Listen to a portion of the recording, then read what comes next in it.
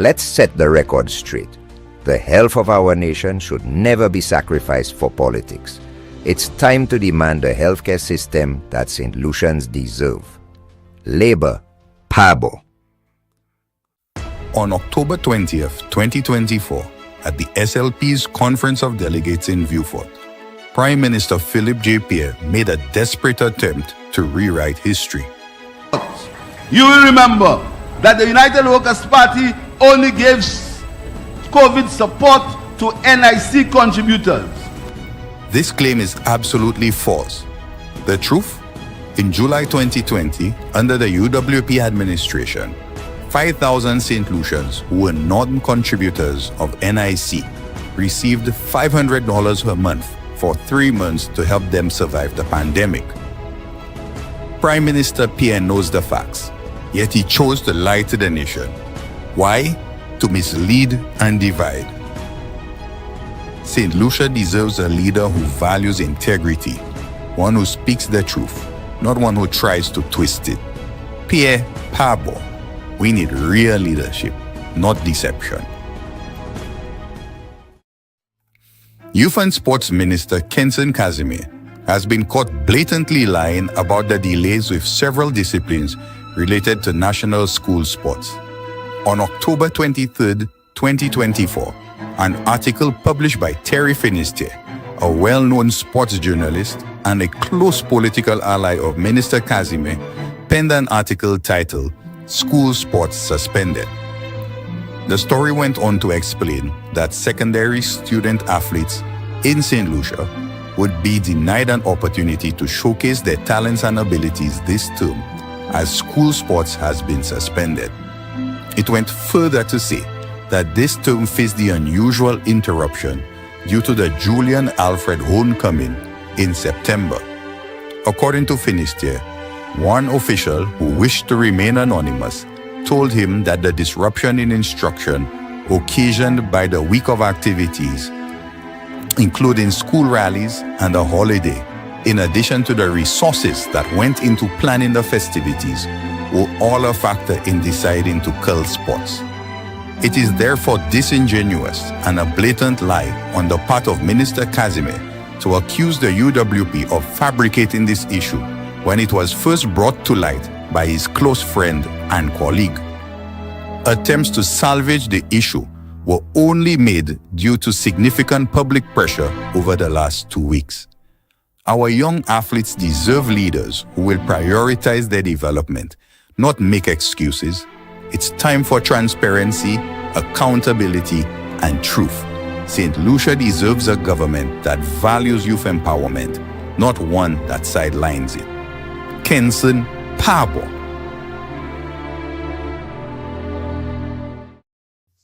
Are you ready to make a difference?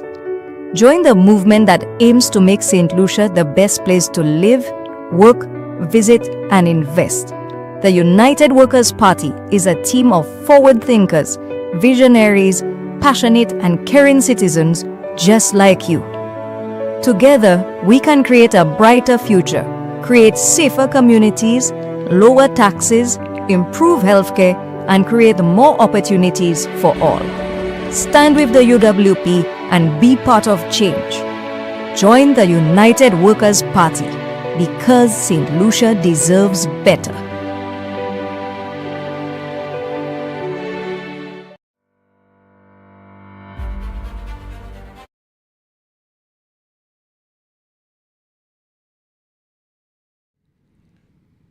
Good morning and welcome to another United Workers' Party press briefing.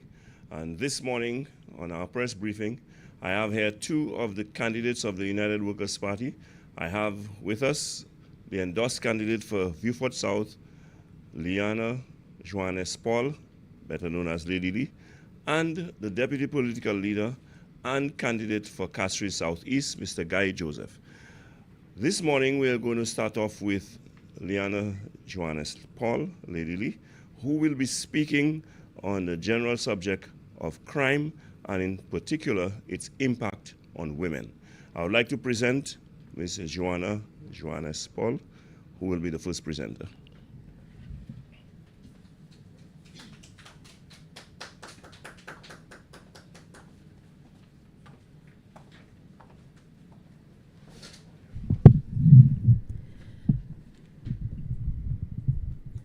Good morning, everyone. The viewers, listeners in the diaspora right here in St. Lucia, I thank you and welcome you all to this platform. My name is Mrs. Leanna Johannes-Paul, the endorsed candidate for Beaufort South. St. Lucia, our nation is in crisis. Our nation is recording the highest rate of murders in its history, and the government has failed to act.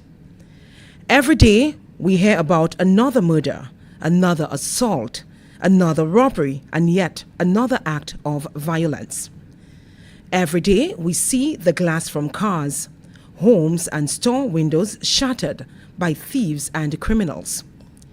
We see the broken bodies of crime victims and the broken hearts of our neighbors as they cry out, "When, dear Lord, will this violence end?"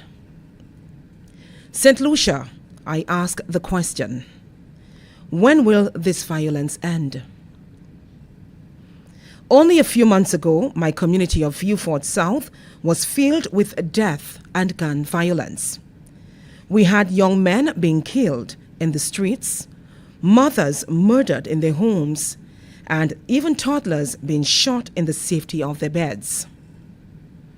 Our streets are crying. We're fed up with hearing about murder after murder in St. Lucia. Each day, the streets grow more dangerous. Our homes no longer offer the comfort and protection they once did. And for our women, there is nowhere left to turn. Too many of our mothers, daughters, sisters, and yes, our sons and fathers too, are living in fear. Not fear of strangers, but rather of the very people they once trusted the most. I say it is time we confront the domestic violence issue with urgency, honesty, and action. You see, ladies and gentlemen, I am a survivor of domestic abuse, so I know firsthand how men, women, and families of victims feel and what they go through. The brutal killing of Alicia Hunt is not just a tragedy. It is a damning indictment of a government that has neglected its duty to protect its people. Alicia died with nowhere to go, no shelter, no support system, no system at all in place to help her escape violence. The island's only women's shelter remained closed, and the Minister for Gender Affairs remains silent. Silent while women are being beaten, stalked, raped, and murdered.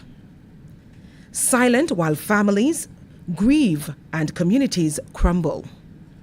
This silence speaks volumes. I am only able to stand here today because of a women's shelter who cared for me and nurtured me. You see, when I was stabbed and left for dead, I had a place to run to, a safe haven, a place of safety. People to help me? Who do the women in St. Lucia have? Absolutely no one. Who will help them? Who will counsel them? Why do they have to go from place to place trying to hide from their perpetrators? We are tired. Indeed, we are tired.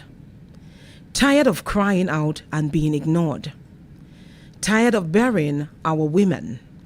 Tired of hearing empty promises while violence grows unchecked.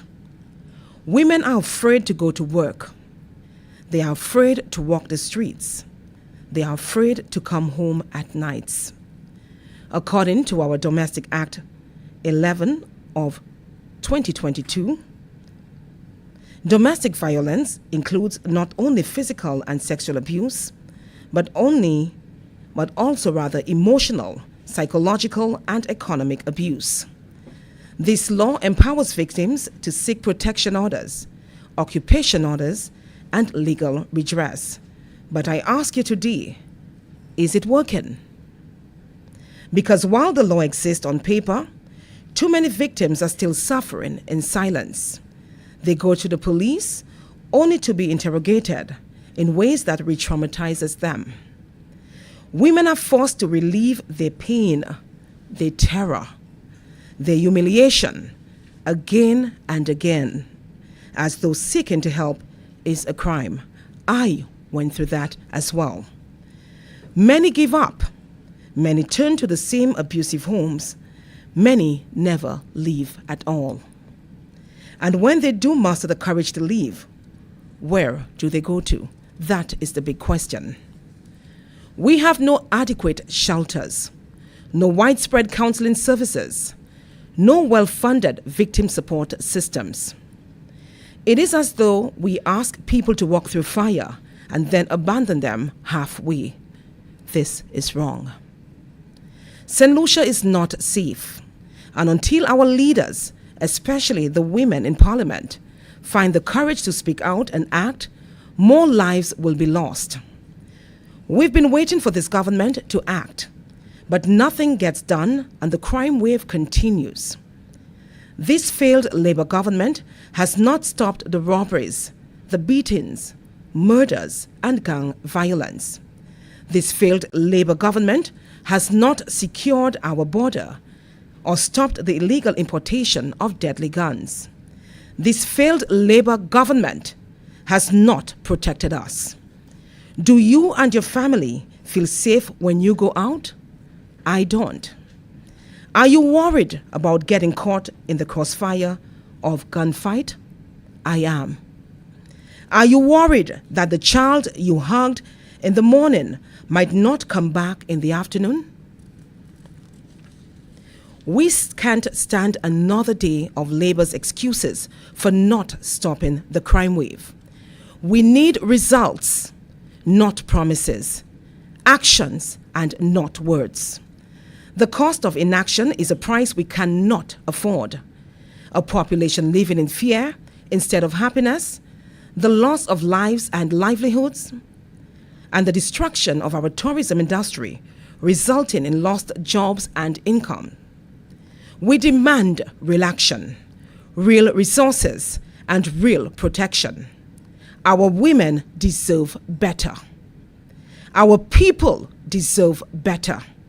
St. Lucia deserves better. Any normal government would be ashamed of St. Lucia's crime rates and take action, but not this Labour government. Labour forgets our people, ignores their cries, and remains coldly indifferent to their calls for help. My friends, the Labour government has failed to grow our economy, failed to lower prices of bread, gas, and bus fares, failed to improve healthcare, and failed to stop government corruption. Why then should we be surprised that they have ignored crime across the island? Why? Lucians are suffering the consequences of Labour's failed leadership, and it's time for a change. While our women in Parliament stand by and ignore the allegations of sexual misconduct that exist in the highest ranks of the police force, and while they praise a government minister who every week goes on national television to insult, denigrate, and threaten the women of St. Lucia, I will not stand by. I will be a voice for reform of how victims are treated, starting with the police and the courts. 1. Funding real shelters and safe houses for those who are fleeing abuse. 2. Free accessible counseling for victims, women and men. 3. The rights of fathers who are unjustly cut off from their children. 4. Training our teachers, nurses, social workers, and police to recognize the signs and to respond with compassion and not cruelty. This is not about politics. This is about our people. This is about healing a broken nation, one home at a time. This is about justice. This is about peace. This is about St. Lucia. Let us rise to the challenge, my people. Let us stand with the victims. Let us protect our children. We will rather be not silent while our women die. Enough is enough. I thank you.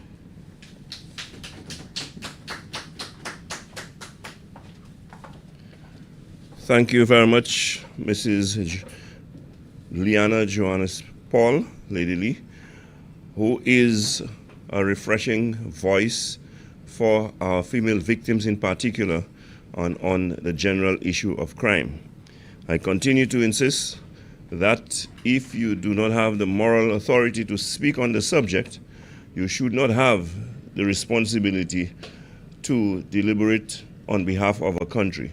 And we have seen that our present government, with the Minister of National Security, virtually abdicating his responsibility by saying that he is not a police.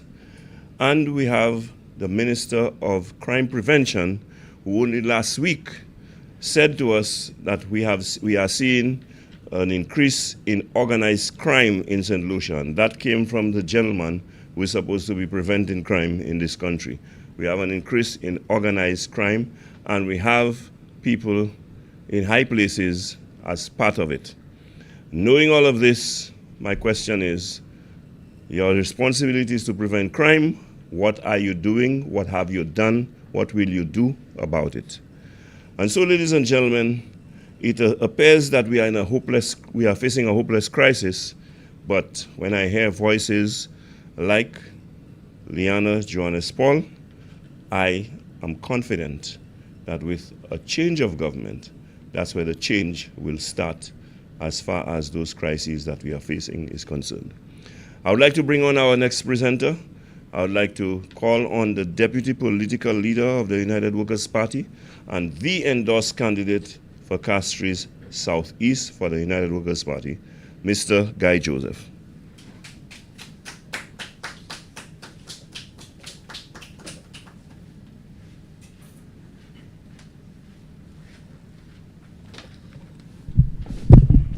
Thank you very much, Mr. Montoute. Good morning to listeners and viewers, both locally and in the diaspora. It is a pleasure to be here on a Tuesday morning, especially when we have to share information with you, the people of St. Lucia. And as you heard from my colleague who preceded, we are in a dire situation in St. Lucia. The rate of crime is alarming, not just for our ladies, but for our young men in this country. Mwen vle di an teacher an sa an kwel. Nou gade depi gouvernement Leba an touye an pouvoi. Kwim ka fet Saint-Lucie pase ite jamais fet avant. An chay madame ka jwen koyo affecté. An chay jen nom tous les jours ou ka tan about an moun mort, an moun hen shoot la. Se jou sa. Yo pa ka même porte rapport bay pays a le moun shoot hen koyo shoot depi yo pa mort. Akodi sa pa an kwim. Nou hani kome moun ki jwen koyo fiziwe. But because yo pa mort, yo l'hôpital. Se media pa ka reporta sou sa, police pa ka di nou sa ka fet. So le gouvernement di nou dat kwim baissé. Nou sav sa pa vwe. Because ou pa porte un rapport a sou sa ki fet, sa pa min bagay la pa fet. So I want all St. Lucians to pay attention to what is happening. And thank God for social media. As the events happen, it is reported somewhere. How did we find ourselves here? What is it that happened? And as you heard from Lady Lee, the situation is scary. It is not just scary for those who may be on the other side of the law. It is scary for those law-abiding citizens, because you can just find yourself caught up in the crossfire. Nou poko we tout denye fwa se polis la pale ek yo vini yo di kwim bese, la pa notan kwim kon la teni. Ek apre sa an ho 12 moun ha mort. Ki sa se polis la hadino? So pou ki sa polis kay porte wapo ban nou ley bese, me ley hose hot pa ay di nou ki demache pou nou point pou protekte kon nou ek fami nou an Saint-Lucie. Now I listened to the Prime Minister's statement about the scanners and the K9 unit. And it's embarrassing.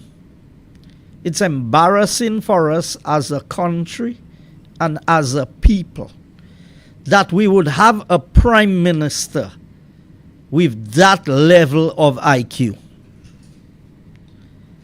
Because it must take some intellectual intelligence or lack thereof to make such a moronic statement as you don't need both.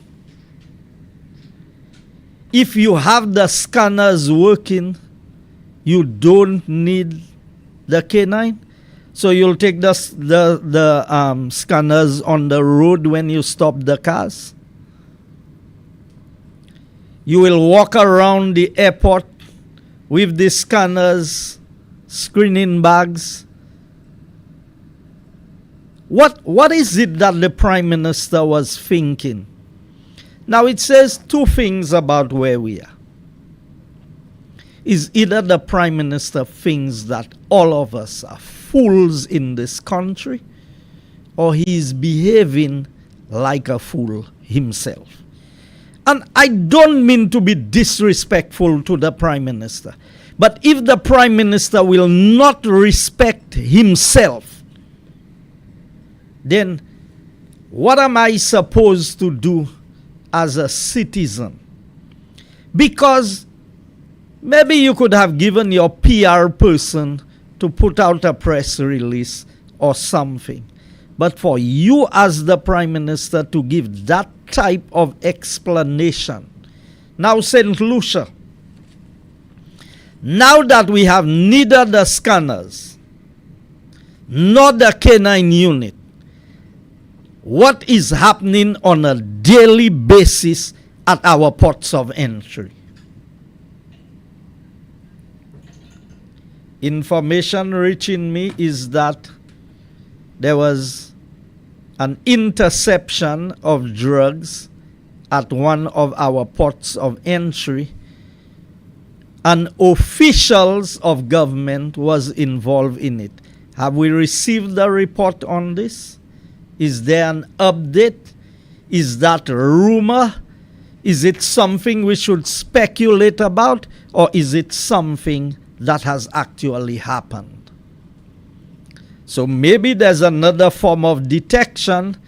I would think that we found the K9 unit and we found the scanners, the government would be proud to come and boast that we have intercepted some drugs coming into the country. But I have not seen it featured very prominently on the media. St. Lucia, if we believe that putting our lives in the hands of the St. Lucia Labour Party for 5 years is sufficient, you can think that way. I don't think that way. While the government is in charge of the affairs of the country, we still have a level of responsibility as citizens to hold the government accountable and to call them out when they are not performing to the required standards. And so we must understand the implications of our decisions for our future and the future of St. Lucia. Ek mwen vle di sa pou tout moun kopan. Le nou fè an décision pou mè an gouvernement an pouvoi. Nou pasa just tourner do nou pou seklane ek di kite gouvernement fè sa yvle, le yvle, manye yvle. Tous les jours, nous ni pour demander gouvernement pour ban nous rapport à ce qui ça yo ka fait et qui manière yo ka fait. Et ça nous pas plaît et puis nous supposer ni avoir pour parler. It is unfortunate that our nation is not just afraid of the criminal activities in the country, but the nation is afraid of victimization by the government. So we are living in a situation of panic and fear. I walk through the supermarkets. Yes, I go to the supermarkets, unlike some people in this present government. I go to the shopping areas. I go to the eating places. And everybody will whisper to me quietly, continue the good work. Do what you all are doing. Say, but we need more voices. Well, you know, we are afraid. If we speak out, the government will victimize us. Can you believe that this is where St. Lucia is today? That moun pe parle about sa ki ka affecte yo, sa gouvernement ka affecte yo. That is like having a business. You employ a manager to manage your business, and you become so fearful of the manager that whatever the manager does, you are afraid to tell him, as the owner of the business, I'm not satisfied with what you are doing or how you're managing my business. That is where we are. And let's examine a few things that have happened. A quick review. The projects that have been stopped. Last night I was coming down from the north, Grosile to be more precise. And from both ends, the traffic was heavy. And I was saying to myself, it's almost 8:30 in the night and there's still so much traffic. And you would think there was something on the road. A vehicle slows down and there's traffic congestion. A vehicle parks on the side of the road and vehicles passing alongside it slows down, there's traffic congestion. It is 4 years. 4 years we are here. And the government cannot give us an explanation for the incomplete fallen road in Rodney Bay. They said the contract was not done properly. Why is the contractor still being paid? And why is the contractor being paid more for an incomplete road than he would have been paid for a completed road? Mwen vle sentli si tan sanga diye kopan. Pou ki wezon gouvernement Labour Party a dou bout choshi me an nou te ka fe from Volney gas station in Monjiro pou wive Bokilago preske Bogya Bontea. Ebe chime la witwet la. Kote moun ka apan nage pou moun ki pitet an soud peyi ya ek yo pou mouti la. An ba gouvernement flambeau nou te ka fe alors de len asou chime pou fey 4 len, la te kay ni de roundabout, la te kay ni bel light an mitan chime, la te kay ni an overpass pou moun sa janbe chime, san dou bout machine ka mouti desan. Tout ça nou te ka fe pour $15 millions. Labour Party en gouvernement ek yo doubout travail la. Yo di pour 45 jours, 45 days, they had to review. So yo di yo ka review pour garder si tout bay bon. tan pase ek yo pa vie engaje kontrakteur. Ek mi ini 4 l'année chimè an la. Now, mwen vle moun kopan. Lani sa kouye an lump sum contract ek lani sa kouye an measured works. So lani travay ou kay mizi we ek ministry ani an rate pour chaque mizi travail. So si c'est canal, si c'est sidewalk, ek pa si c'est pa yad, e ben pa meter, e ben pa pied, yo ka ba ou an puy. Whole travail la len if te ka fait en bas flambeau nous d'accord pour 15 millions de dollars tout bail te ka fait. La paten contracteur pate sa ad rien à sou pour ça. Wapon nous ka joindre à besoin c'est that gouvernement ka paye about 20 millions de dollars pour half travail là. Parce que les yo ay miziwe travail là et yo servi ret travail gouvernement travail la vie qui a fait la vini presque doublé prix. La paten pièce raison pour ça fait si gouvernement leba pate double chot travail ça. So extra si c'est 6 et ben 7 millions de dollars nous ka payer. Combien chimé l'autre chimé ça te sa ranger en Saint-Lucie? You see St. Lucia, Labour Party wants us to forget what has happened under their watch. I want to say further that if these 4 lanes had been completed, it would have eased traffic congestion in that area. It would have saved us time, and every business person knows that we say time is money. You know, when you have to spend half an hour watching where you have to go, seeing it 100 yards away from you, and you cannot get there, it's almost easier to walk than to get there by a vehicle. And yet still, the Prime Minister and the Minister of Infrastructure have given no explanations to St. Lucians. I see the bus drivers using the lane. They make their own lane.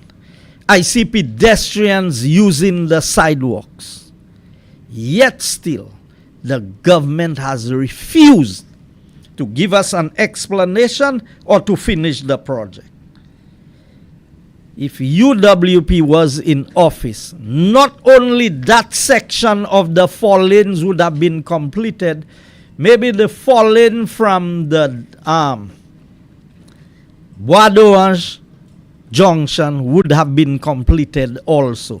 And then the next phase would have been from the Corinth Marisil junction. So by now we might have had an entire 4 lane from the Shock Hill coming up north for a fraction of the 300 million plus that Labour Party wanted to spend on that road.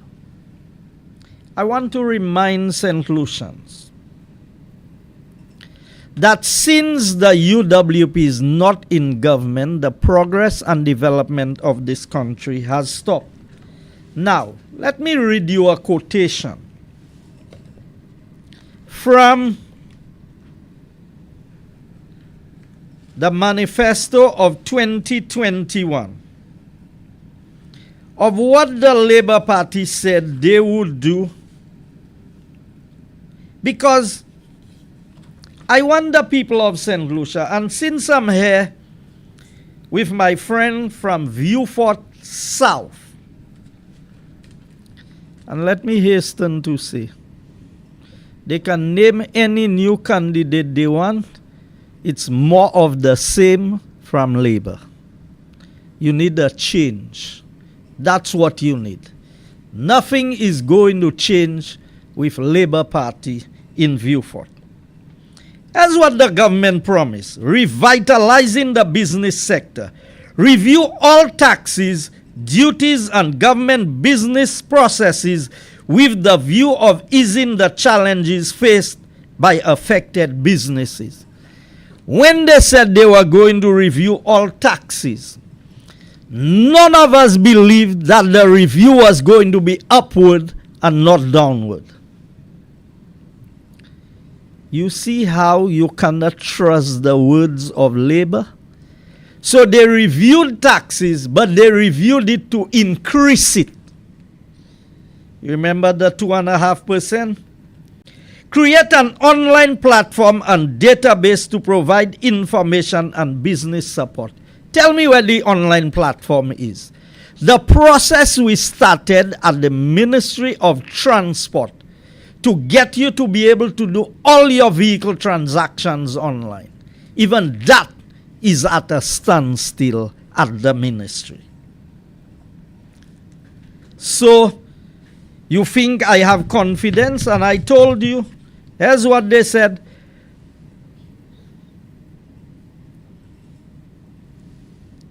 Continue plans for a cruise port in Viewfort and the enhancement of the Castries cruise port.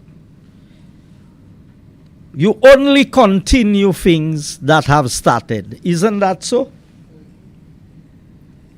So they knew very well that the United Workers' Party had fully established a plan for a cruise port in Viewfort, a home porting facility at this, and the Labour Party stopped it by going into an arrangement with GPH. Now, if you pass by the harbor, you'll see work happening there. You know what they're doing there? A boardwalk. You know what's a boardwalk? A sidewalk.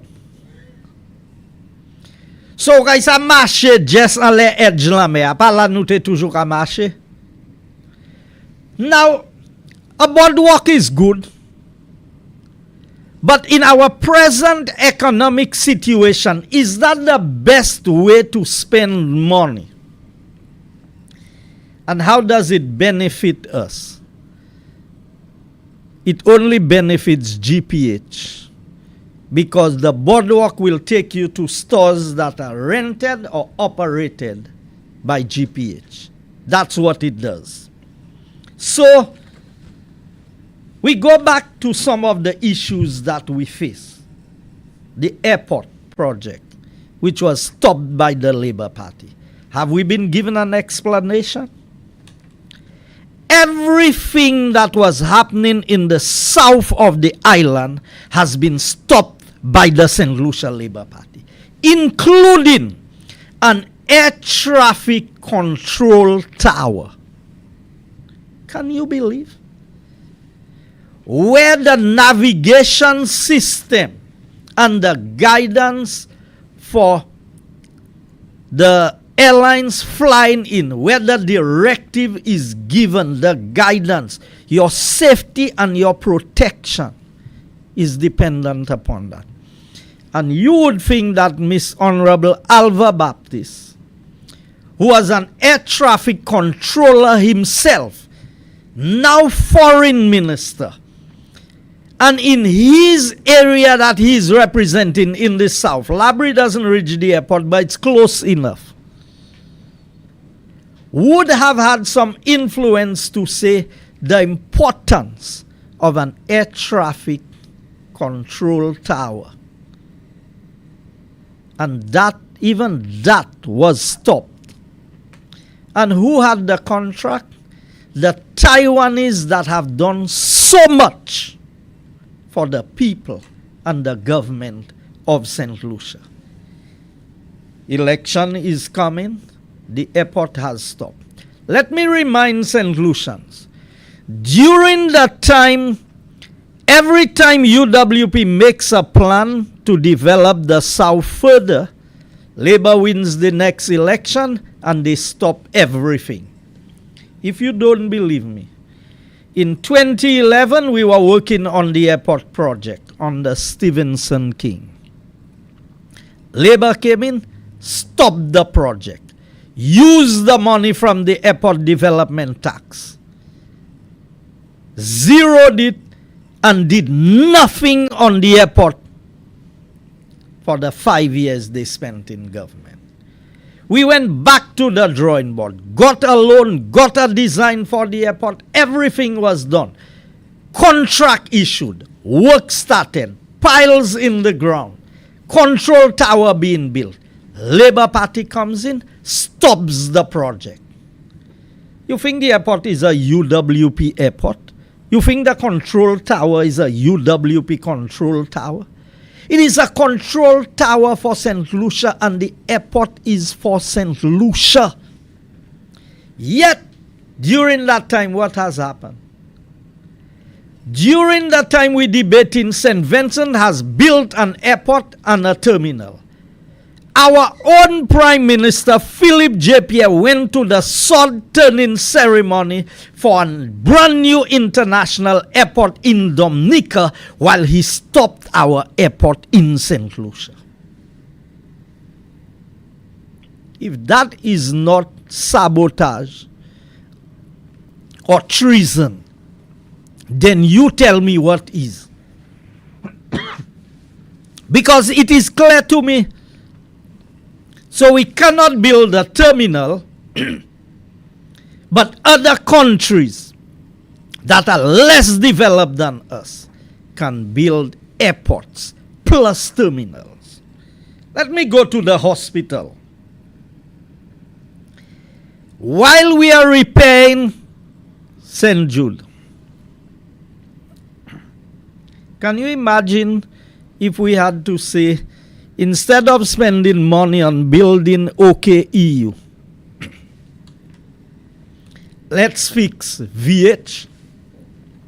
Could we make VH OKEU? I want us to understand what I'm saying.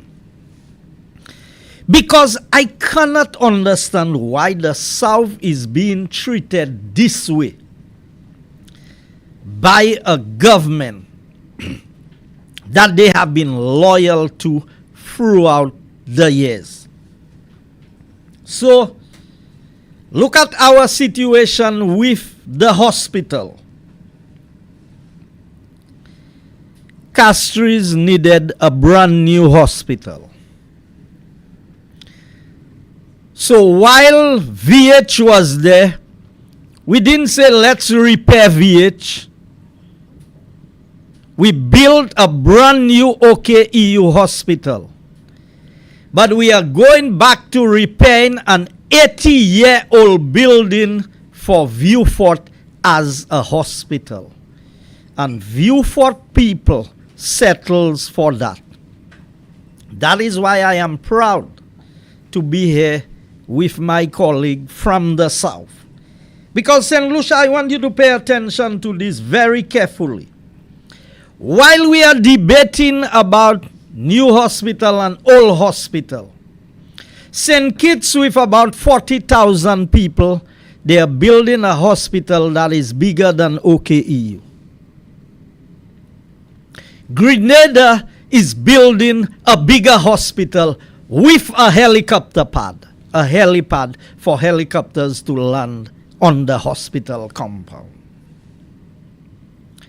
While we are there repairing an old building with a galvanized roof, St. Vincent is building a climate resilient hospital. And Dominica has built a new hospital. You heard them boasting about Reno building a hospital in Dominica in record time. He didn't go and repair a hospital. They built a new hospital. So why is it the South deserves all things that are fixed and not new things? Pour qui ça en sous le pays, tout ça gouvernement flambeau try fait pour bâtir Vieux-Fort, les bac à croiser. Yo douboute porte là. Ou changer combien de temps la ten bay pour l'eau Vieux-Fort yo pas jamais fini. Il prend gouvernement flambeau pour venir et manger système gloire en Vieux-Fort. You know what they wanted to give Vieux-Fort? An administrative building. Why? NIC had built a big building downtown Vieux-Fort. What happened to it? So you think an administrative building is going to develop the South sufficiently? Yes, an administrative building may help. If you needed an administrative building, it is in Castries. Because you know that the rental in Vieux-Fort helps the businesses in Vieux-Fort. So if you go and you take all rentals from the South, from all private persons that you are renting, and you put all into an administrative building, while in Castries, you continue to rent millions and millions of dollars worth of buildings. I want the people of the South to understand why Vieux-Fort has not been developed. And so, you are spending $265 million to get a 50-bed facility, while St. Vincent is spending $80 million US. And if you want to round off the figures, just multiply it by 3. 8 threes is 24, 240 million. So let's say about $220 million. They are getting a brand new hospital with over 120 beds. So I want to ask St. Lucians, is there a plan by the Labour Party to sabotage the development of St. Lucia in favor of seeing the other islands surpass us? Now, I'm happy for the developments taking place in our neighboring islands, but that should not stop our own development. And so I have another question to ask. So St. Vincent can have a new hospital. St. Kitts can have a new hospital. Grenada can have a new hospital. Dominic already has a new hospital. And Vieux-Fort deserves an 80-year-old makeshift hospital, while we have a brand new state-of-the-art building sitting there waiting to be occupied with more than 100 beds on the ground floor alone, and the top floor to be an international hospital that offers services that are not presently available, that we either have to go to Martinique, Cayman, Barbados or Trinidad to get. Saint Lucie, mande ko question, qui les gouvernement qui ka travaille en faveur et en faveur Saint Lucie? My information is that Cabinet has been asked to consider an increase to $50 US a day for empty containers on the port in Castries. My question is this based on the fact that you have given all of SLASPA's money to GPH, so now SLASPA cannot operate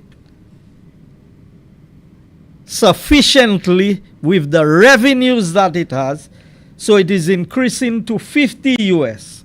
My information also is that the shipping lines have said that they are going to pass this on to the consumers, the persons who import.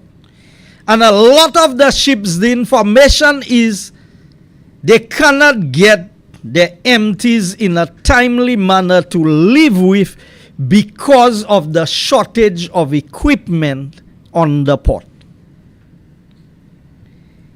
I want SLASPA and watch the people who are involved.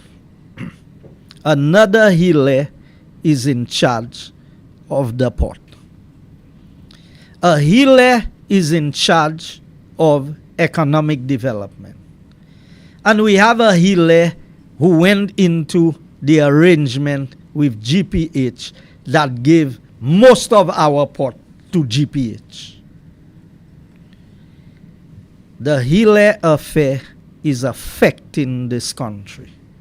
If it was Spider Montout's family who was occupying these strategic positions in government, if it was my family or Honorable Alan Chasney's family, you would hear the outcry of the Labour Party. But now we encircled where the major part of the future development of this economy is in the hands of freehealers.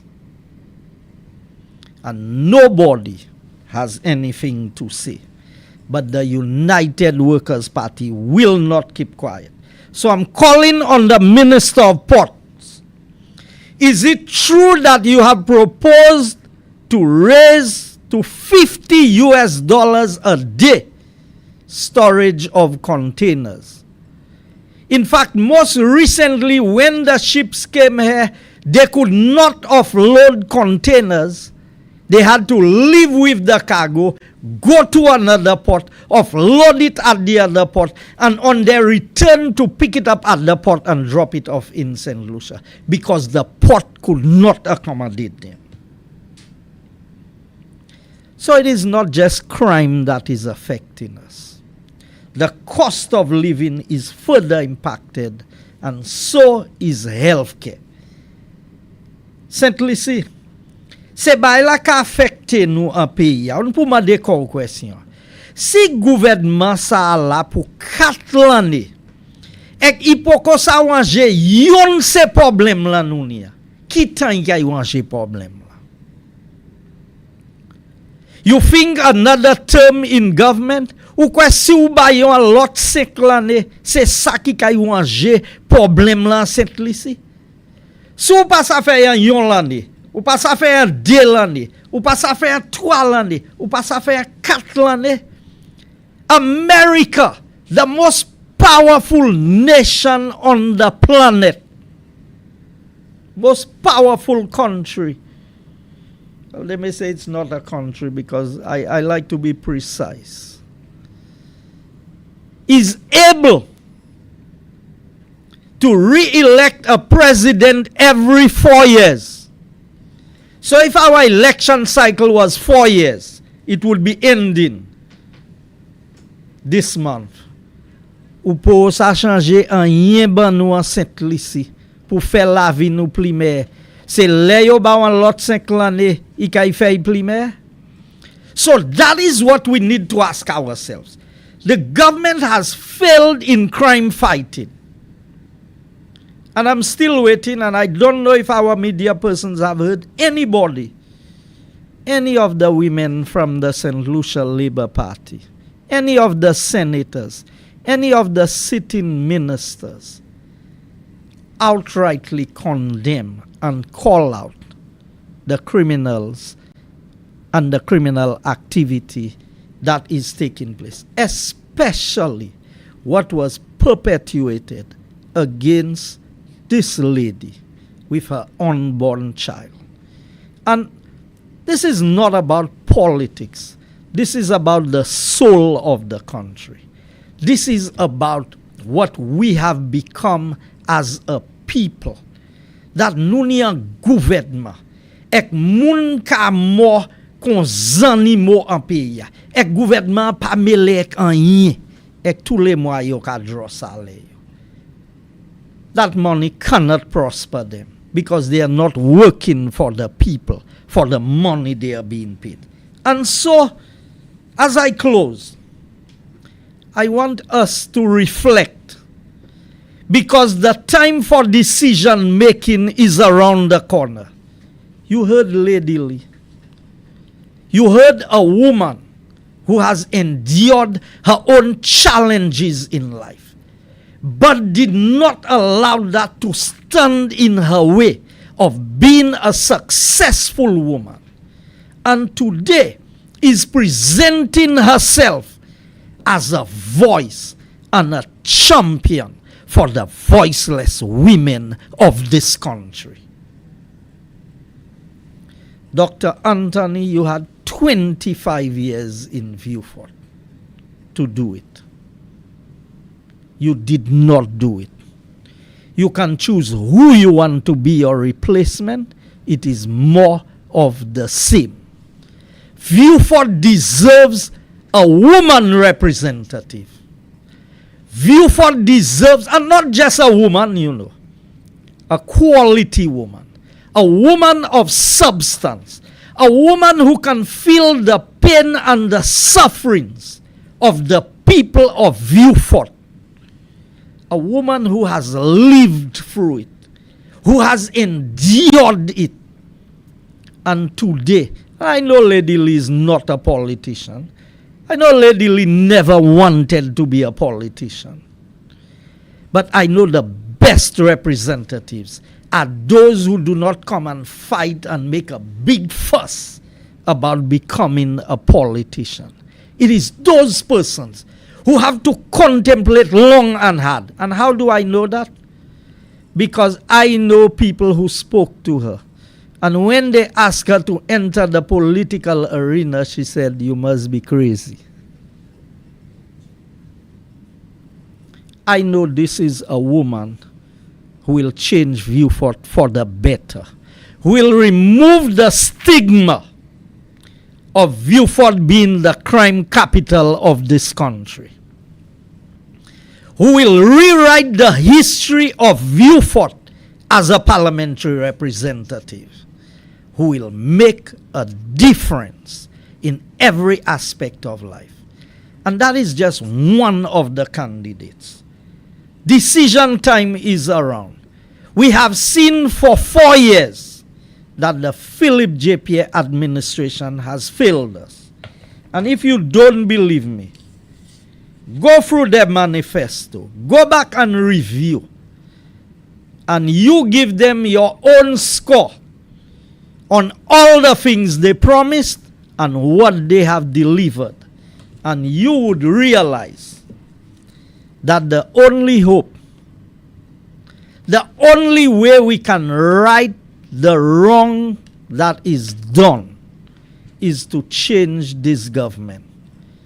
The wrong of crime, the wrong of the high cost of living, the wrongs of the cost of fuel, the wrongs of the cost of bread, the wrongs of the betrayal of the workers of this country. The next time I address you publicly, I will tell you and I will come with my information. I have it, but I have not released it yet. That people who were sent, the workers, was not only betrayed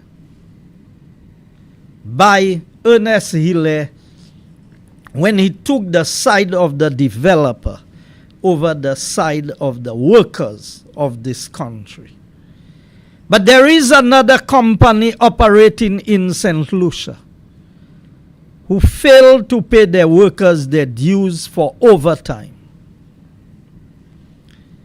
And the officer who was sent to look after the interest of the workers ended up on the payroll of the contractors.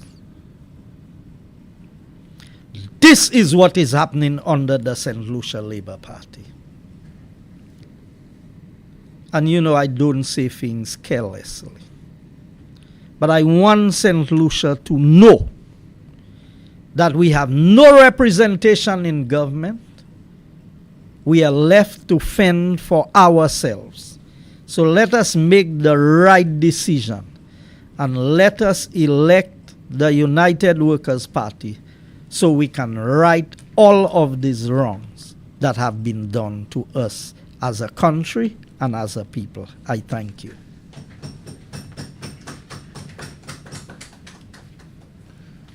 Thank you very much, Mr. Guy Joseph, Deputy Political Leader of the United Workers' Party. And we got quite a mouthful from Mr. Joseph here on a wide-ranging set of subjects. And, you know, I couldn't help but take into consideration the latest development when he was talking about crime and what is happening in this country. And when the citizens of this country speak out, on occasions they are threatened by members of parliament. And my understanding is even at gunpoint. That is the kind of erosion that has taken place, the lawlessness, the bad examples that have been set from the top, and what is being done to our democracy. And I speak of what has happened to the media. We see that the government has usurped the mainstream media. We see that government has infiltrated organizations in this country to the extent that some of them, if they don't speak in favor of the government, they keep silent in the face of the abuses that are taking place by the government. And of course, in the carnival season, and with the carnival season, we saw the Calypso season, and that brought with it another example, a blatant example of how a desperate government is trying to buy out our society. And of course, some Calypso unions unfortunately have sold their soul, doing an injustice to the society and to the art form in the process. And I continue to say that Calypso is a tradition in which the Calypsonian stands in as the voice of the ordinary man and calls out the injustices in society, especially those perpetrated by our government. We did not hear a word about the high gas prices. We did not hear a word about the 2.5% tax that was imposed on us with deception. We did not hear about the fact that our government sold our ports to GPH for the next 40 years. We did not hear a word about all the corruption that is taking place in the CIP. We did not hear a word about the record numbers of homicides that are taking place in this country. And the fact that where there was hope to combat this crime situation, there was a police police dog that mysteriously was killed, putting a spook in the wheel of crime fighting in St. Lucia. And of course, we did not hear any Calypsonian mention the fact that while dogs would uncover piles of drugs, guns, and cash, no one is being arrested, no one is being held for questioning. And we do not hear anything about the fact that our ministers of government are blatantly lying to us, while you have one on weekly talk shows abusing, threatening, and making all kinds of allegations about ordinary citizens. These are just some of the woes that are taking place in this country, and you do not see or hear those who have a responsibility in the community speaking up about it. But I am heartened by the fact that the United Workers' Party has stood steadfast in playing its role and taking up its responsibility. And we know that for many years now, Guy Joseph has demonstrated the resolve as an individual in leadership in this country to speak out. And I want to commend and compliment the new cadre of politicians I see emerging in the United Workers' Party. I want to compliment people like Leanna, Johannes-Paul, Lady Lee, who are speaking out. And I know you are making some people uncomfortable in the society, but as a leader, it becomes necessary at times to highlight the injustices that are taking place against those who cannot speak for themselves. Ladies and gentlemen, I would like to invite questions at this time. And it would be remiss of me that both Lady Lee and Guy mentioned people in the diaspora, and this morning it appears that I am neglecting or forgetting you. I'm not. And I'm not taking you for granted either. I'm happy that you all are tuned in as usual and as always, and are showing your interest and concern about what is happening in your homeland. So we now invite questions. Just one question for Mr. Joseph. Okay, a question for Mr. Guy Joseph.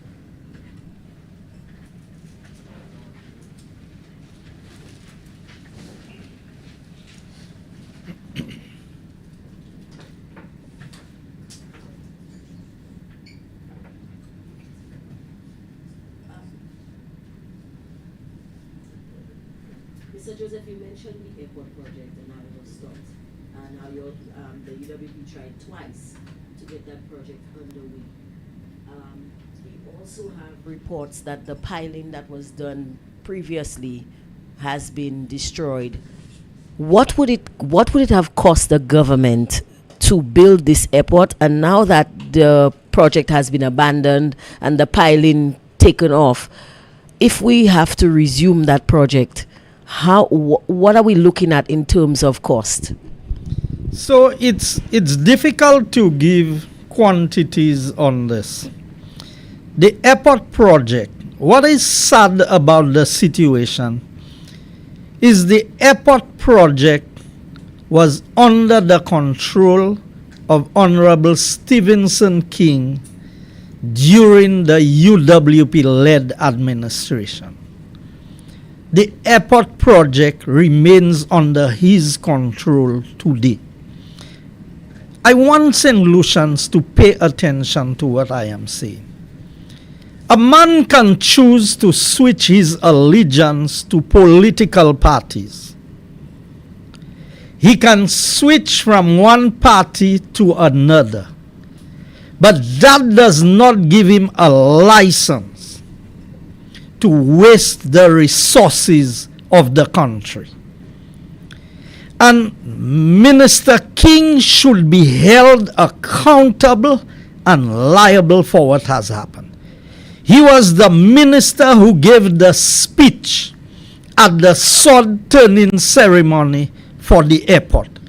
He was the minister responsible for SLASPA's operational aspects, because the Ministry of Finance is responsible for the financing of the airport. So the PS of Finance and the Minister of Finance, Minister Shasney at the time, would have gone through the process of raising the necessary money through the Taiwanese Exim Bank. But the implementation of the project was that of Minister King.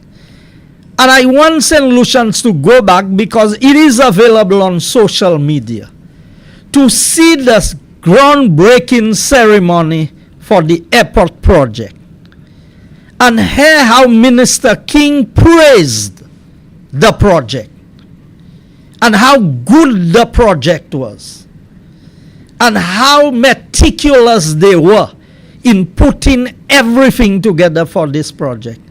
And today, 3 weeks before election, you switch political parties, and the same airport project became the worst project. So are you lying to the people of St. Lucia when you said all of these things about the airport project? How can that be acceptable by a people and a country? How can a man like this be called honorable? Now, he may have a legitimate explanation. So my issue with, come and explain to the people of St. Lucia. Come and tell us why you said all of these things at the sword turning. Your ministry was involved in the process of tendering the piling,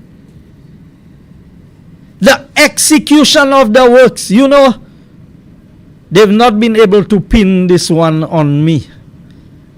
They've tried. You see what they've done with Roseau Dam? I always tell them, this may be the right guy, but the wrong Joseph. This Joseph was never involved in the Roseau Dam. But we see things circulating on social media because the Labour Party has an agenda. And Minister King is a facilitator. He says he's independent. And when a man cannot even be honest with himself, you don't know you're not independent? I have to tell you that you're not an independent. Yeah, you make present. The same way you said the airport project was so good when you are with UWP, and all of a sudden it's so bad when you are with Labour. Are these the leaders we want for this country? Are these the persons? Now, he was the same minister who implemented the 4-lane road. It was his ministry. They signed off on it. His permanent secretary, his engineers, they did everything. And then he turned around and said it's not good. and we reward these people with a fat salary every month, who have lied to us, who have misled us, who have taken us for a ride. Because you look at it, I'm not the one. I wasn't involved in the following implementation. I was not involved in the airport project. I was not involved in the Roseau Dam project. Yet still, you will hear so much. And the people who are in the forefront of it, nothing is asked of them. So what you said there, the piles that was driven in the ground for the airport terminal was done under the supervision of Minister King. And I believe that when we get back into government, people must account for the resources that they wasted when they were in government.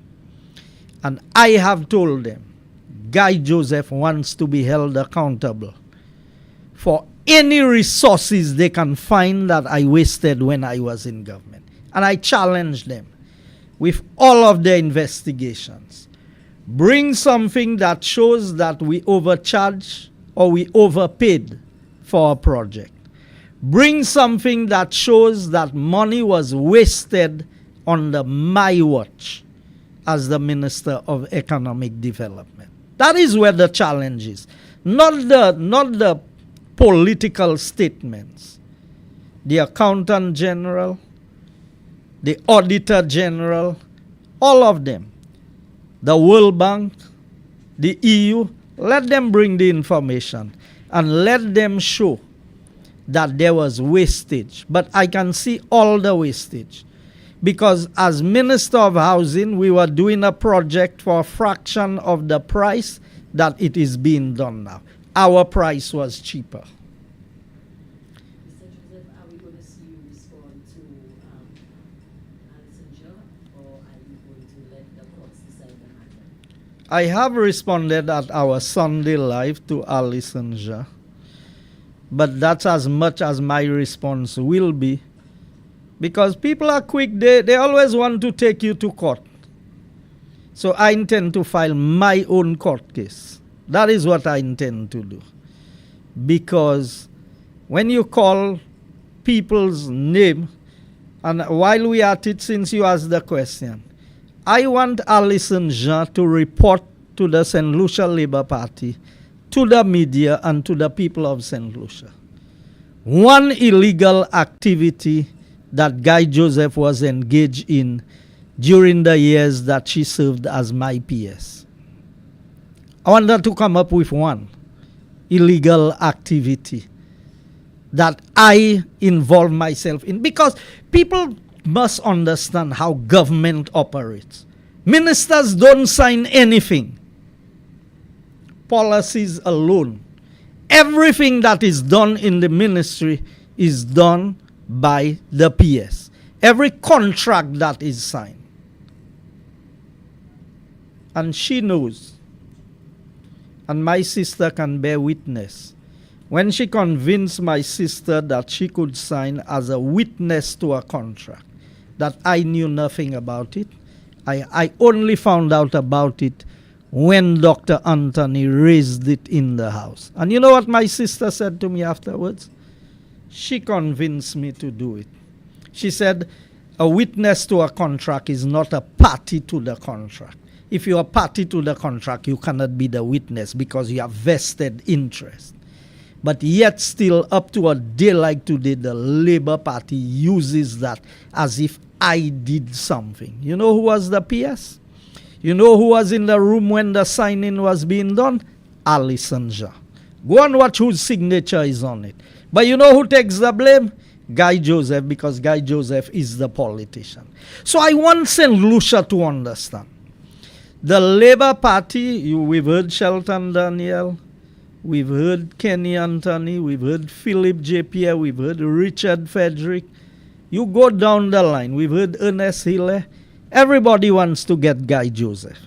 Everybody wants to come after me. You mean I came into politics in 2006? We are in 2025. It is 19 years. I have been screened, scrutinized, investigated.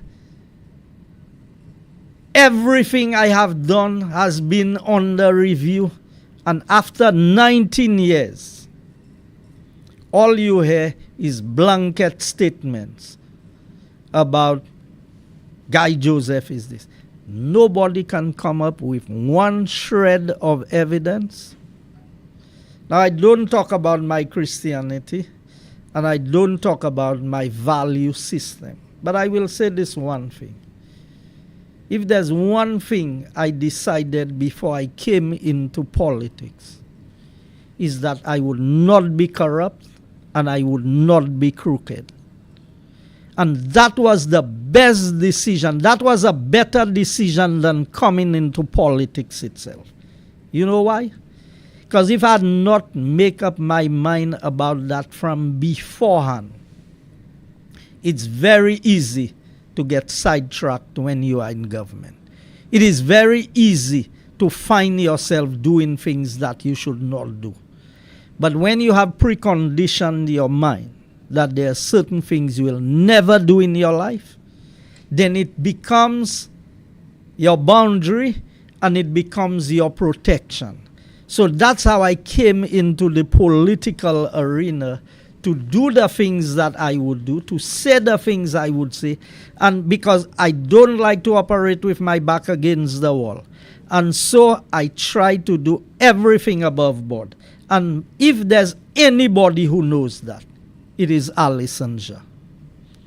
She was my PS for almost 4 years.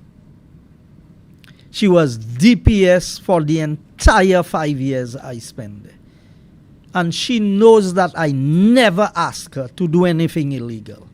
And I always told the people that I work with, if I ask you to do something and you know it is not right or it should not be done, tell me, minister, that cannot be done or that should not be done, and I will never hold it against you. I will appreciate you for it.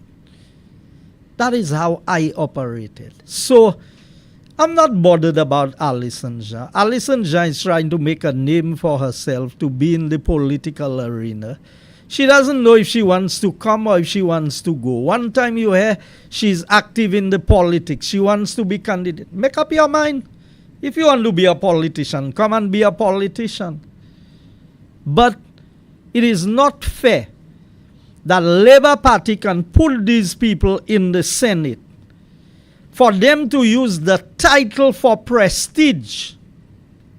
But when women are dying in this country, when crime is perpetuated against women, that senators like these who sit getting the taxpayers' money keep quiet, but you want to take on Guy Joseph? You don't think the young lady and her unborn child who suffered that injustice at the hands of criminals calls for greater condemnation than what you think of the UWP and the leaders of the UWP? These people should never be paid by the taxpayers of this country. I thank you.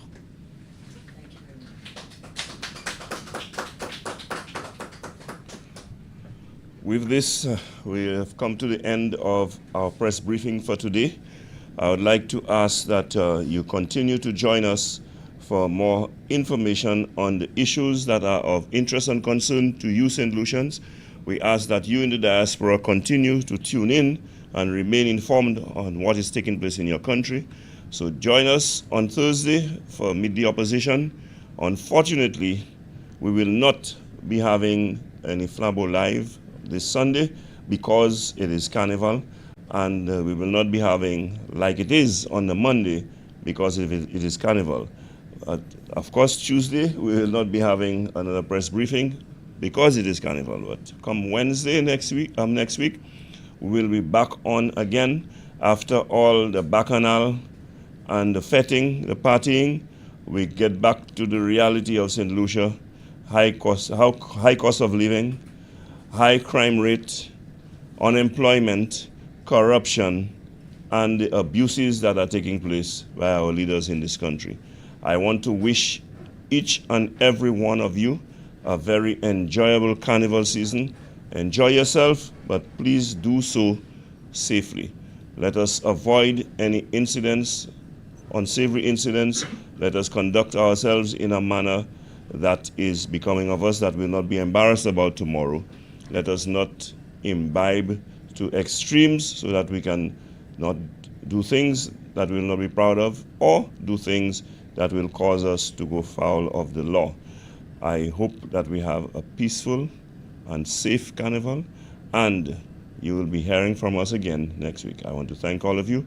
I want to thank my presenters and members of the media. Have an enjoyable rest of the week and an enjoyable carnival season. Thank you.